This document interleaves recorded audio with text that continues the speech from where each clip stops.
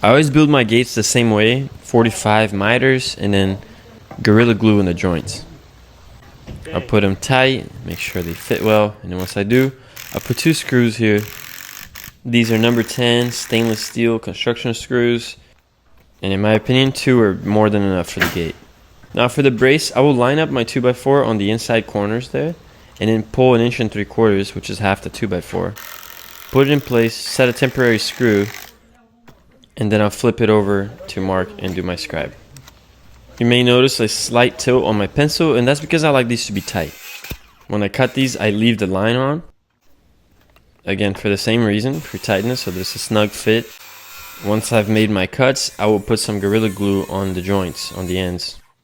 It's good to spread it, but you don't really need to spread it super evenly or perfectly because this glue does expand quite a lot. Go ahead and hammer it in.